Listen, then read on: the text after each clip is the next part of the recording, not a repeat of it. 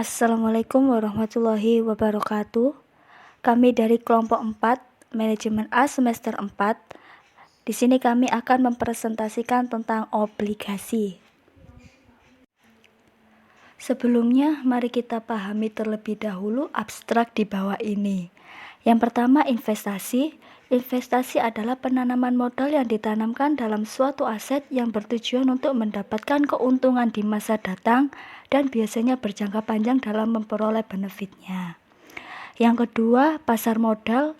Pasar modal merupakan pasar untuk berbagai instrumen keuangan atau sekuritas jangka panjang yang bisa diperjualbelikan baik dalam bentuk utang maupun modal sendiri.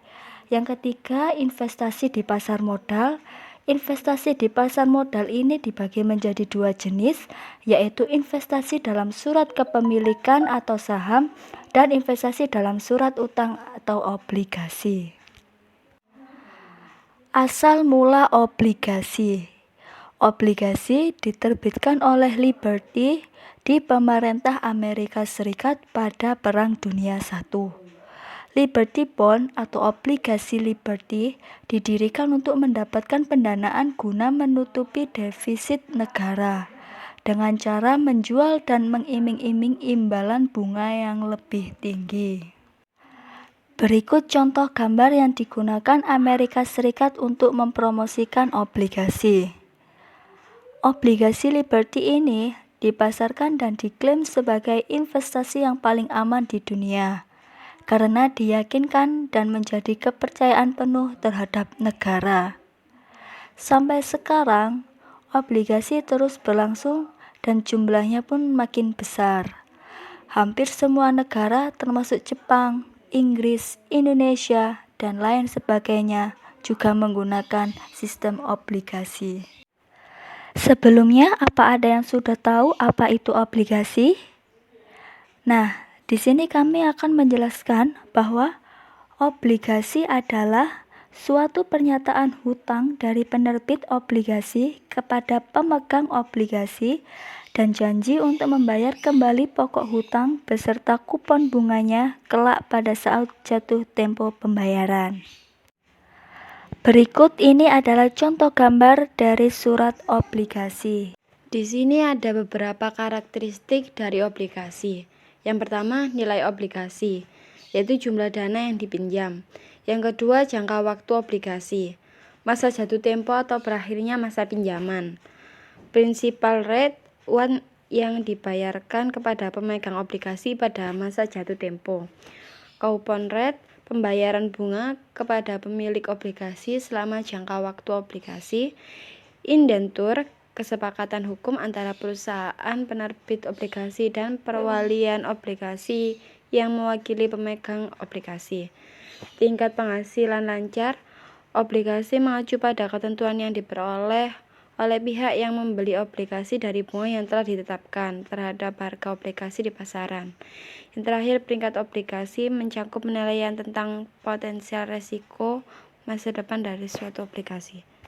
Selanjutnya, pasar obligasi. Ada dua jenis pasar obligasi, yaitu yang pertama, pasar primer, merupakan tempat diperdagangkannya obligasi saat mulai diterbitkan. Salah satu persyaratan ketentuan pasar modal, obligasi harus dicatatkan di Bursa Efek untuk dapat ditawarkan kepada masyarakat. Dalam hal ini, lazimnya adalah di Bursa Efek Surabaya, sekarang menjadi Bursa Efek Indonesia. Yang kedua, pasar sekunder, merupakan tempat diperdagangkannya obligasi setelah diterbitkan dan tercatat di Bursa Efek Surabaya. Perdagangan obligasi akan dilakukan di pasar sekunder. Pada saat ini, perdagangan akan dilakukan secara over the counter. Artinya, tidak ada tempat perdagangan secara fisik.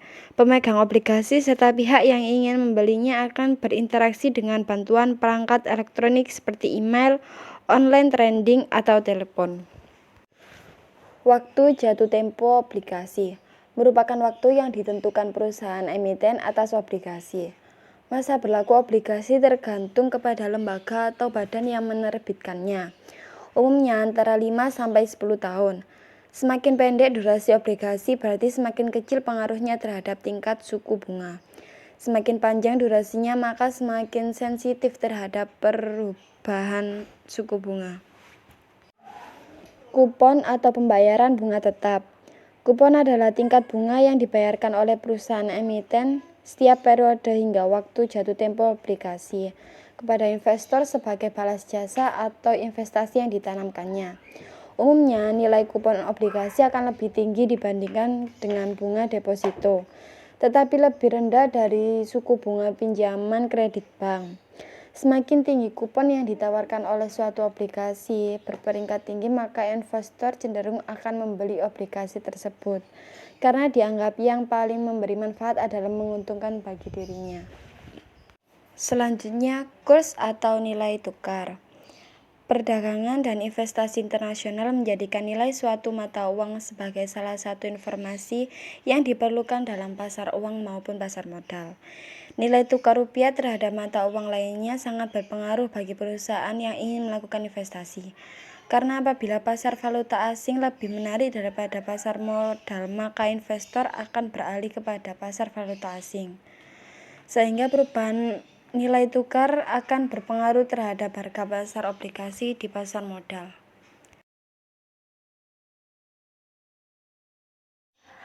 Keuntungan obligasi. Yang pertama itu volatilitas obligasi lebih rendah daripada saham, sehingga menarik daya tarik seorang investasi terhadap obligasi. Volatilitas ini yang dimaksud adalah besaran perubahan harga yang menunjukkan fluktuasi pasar dalam satu periode. Yang kedua, menawarkan tingkat pengembalian yang positif dengan pendapatan tetap. Yang ketiga, obligasi memiliki peluang mendapatkan keuntungan dari selisih harga beli dan jual. Yang keempat, obligasi dapat diperjualbelikan setiap saat asal sebelum jatuh tempo dengan harga tergantung kondisi pasar. Resiko obligasi. Yang pertama, resiko suku bunga. Resiko suku bunga ini ketika suku bunga naik, maka harga obligasi turun. Yang kedua, resiko inflasi. Jika kita melihat naiknya inflasi, maka jualah obligasi secepatnya, karena bila inflasi meningkat, maka suku bunga pun juga ikut meningkat. Yang ketiga, resiko lainnya. Jika kita membeli obligasi untuk jangka panjang yang dikarenakan perubahan ekonomi dan politik, itu juga dapat mempengaruhi tingkat suku bunga.